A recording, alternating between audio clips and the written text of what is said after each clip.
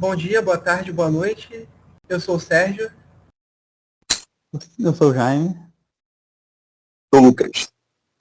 A gente é o grupo 14 de prática de pesquisa aplicada e a gente está fazendo um trabalho sobre a refatoração do Hanafuda.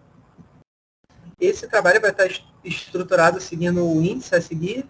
A gente vai explicar o que é o Hanafuda, o jogo de cartas, fazer uma breve revisão bibliográfica, mostrar um pouco do aplicativo para você jogar Hanafuda no celular, discutir os bugs e os problemas de design que ele tem, entrar em detalhes sobre a refatoração e o trabalho que a gente vai fazer nele e apresentar a bibliografia, tanto os sites que a gente usou, o nosso repositório e a planilha que vai mostrar no final, quanto a referência aos dois artigos que a gente utilizou. O que é o Hanafuda? O Hanafuda, que também é conhecido como Carta de Flores, é um jogo de cartas japonês, que foi criado em 1816 e ficou popular e no mundo a partir da expansão do Império Japonês e com a produção de cartas pela Nintendo, em 89. Como funciona? O jogo tem 48 cartas, que são divididas em 12 partes, que representam cada parte um mês do ano. E dentre esses meses, tem outras 4 divisões, que são a iluminada, a carta animal, a carta fita e a carta descartável. E a quantidade de cada tipo de carta muda para cada mês. Como jogar? No jogo você joga 1 contra 1 e você tem que formar combinações de cartas baseadas nas estações. Dependendo do tipo de carta que você juntar, você forma vários combos que dão pontos diferentes. E no final, quem tiver mais pontos ganha. Vamos lá, revisão bibliográfica. Quando a gente foi procurar no Scopus sobre Hanafuda, a gente não achou muitos artigos sobre o tema. A gente achou no total 8, e a gente trouxe aqui os que mais encaixaram aqui com a nossa proposta. O primeiro artigo que a gente trouxe aqui é o AME, que é um estudo aqui do Cefet, onde foi feito um estudo focado no aprendizado de algoritmos de busca, e a partir desse estudo foi criada uma IA, que é a AME, que usa esse algoritmo de busca para jogar o Hanafuda.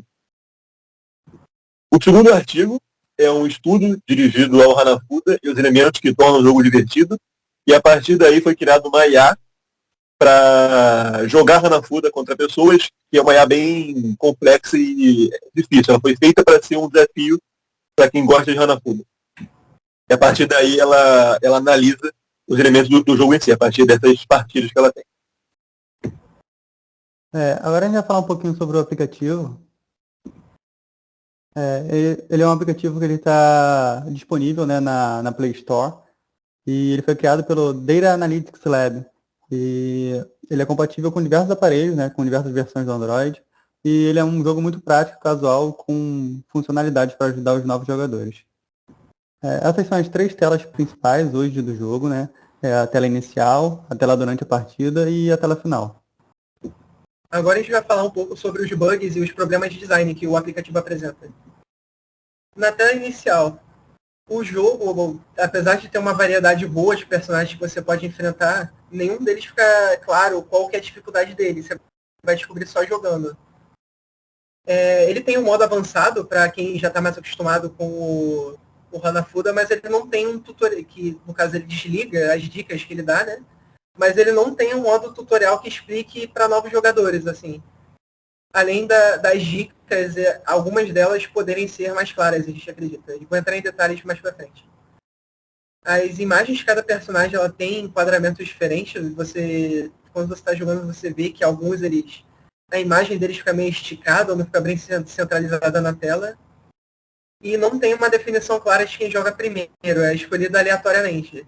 Eu vou entrar em detalhes do que vai ser feito com isso mais pra frente também. Durante a partida, o problema principal é dado com o layout. O jeito que o layout está formado, as cartas são muito pequenas e difícil do jogador mesmo identificar algumas cartas, quais que ele tem que combinar. E ele não é ajustável, independente do aparelho que você estiver jogando, seja um tablet, um celular, ele vai ter esse espaço esquisito e ele não vai se adaptar. Às vezes o espaço vai ficar maior, porque ele não muda, ele não se adapta à tela que a pessoa está jogando.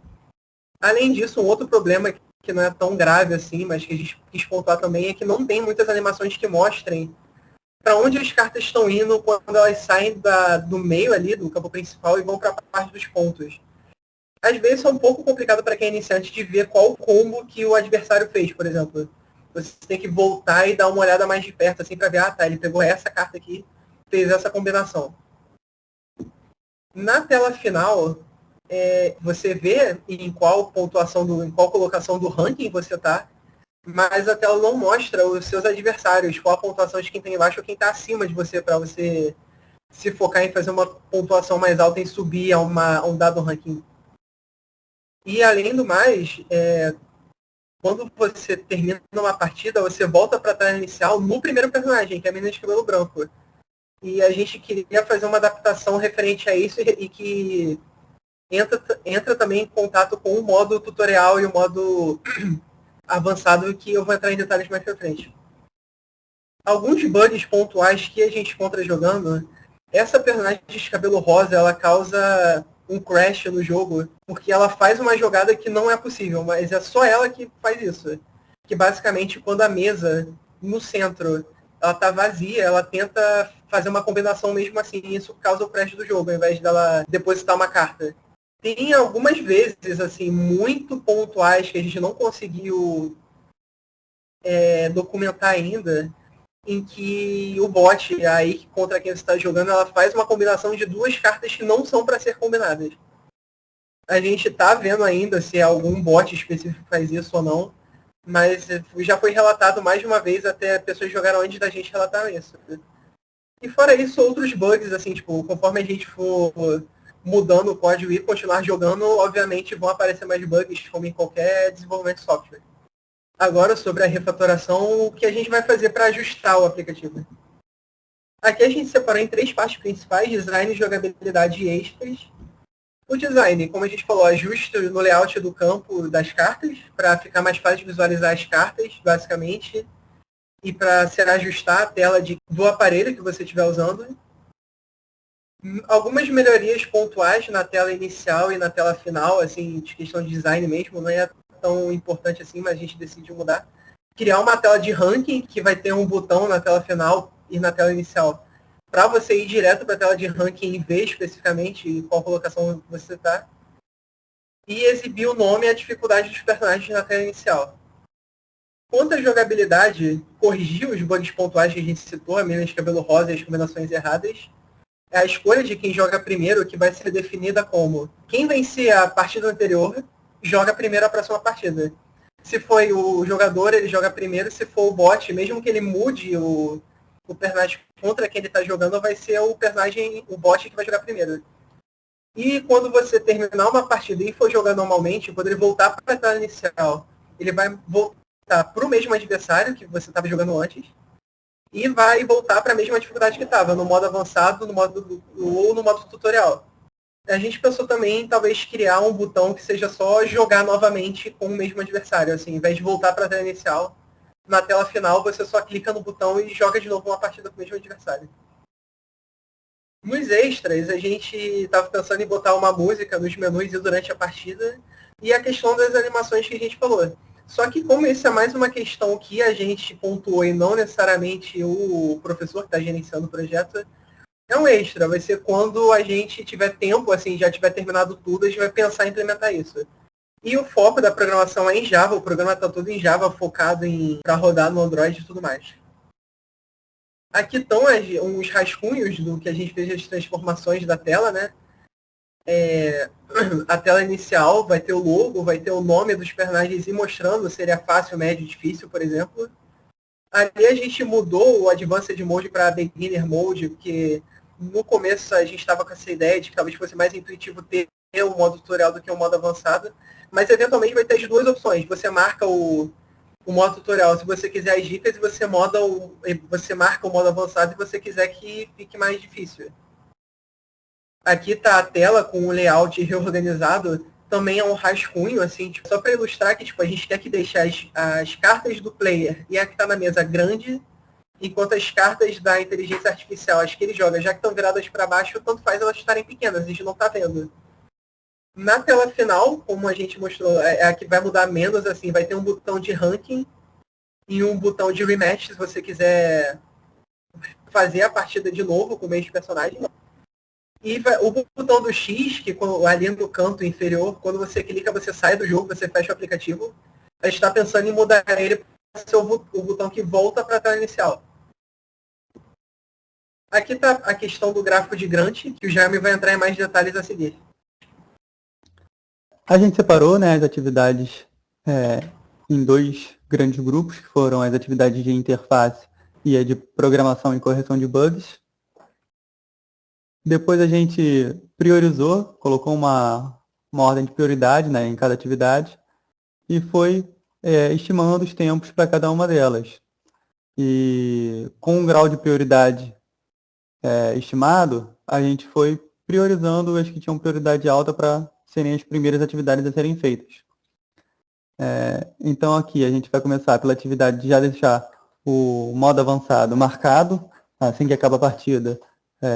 Se o jogador ele já começou com o modo ativado marcado, quando acabar a partida ele já vai estar marcado. A gente estimou uma atividade de 5 dias, que vai começar no dia 6 e terminar no dia 12, excluindo, né, o final de semana. E isso para cada uma das atividades. Então, com as atividades de prioridade alta, a gente conseguiu chegar até o dia 28 com atividades a serem feitas. E aí, caso a gente consiga ganhar tempo nessas atividades de prioridade alta, a gente vai conseguir encaixar as atividades de prioridade média para serem feitas, né, ainda no tempo desse período. E, bom, por que a gente optou por colocar uma única atividade, uma única tarefa por vez? Porque a gente não tem experiência com Java, então a decisão de fazer uma tarefa por vez foi que a gente fizesse cada tarefa juntos para a gente conseguir agregar o conhecimento de cada um. E como essa tarefa tem uma finalidade de aprendizado, eu acredito que com a gente conversando e debatendo sobre enquanto a gente programa, né, enquanto a gente tenta resolver os bugs, eu acredito que seja mais proveitoso para todos nós, né? Porque a gente vai discutindo, debatendo o conhecimento, aprimorando, né, o conhecimento que a gente já tem. E é basicamente isso. Mas primeiro a gente vai fazer as atividades de programação e correção de bugs, e depois a gente vai fazer as atividades de melhoria de interface, né? Quanto à bibliografia, o primeiro link é o nosso repositório no GitHub, né, contendo todos os assets, o código que a gente está usando.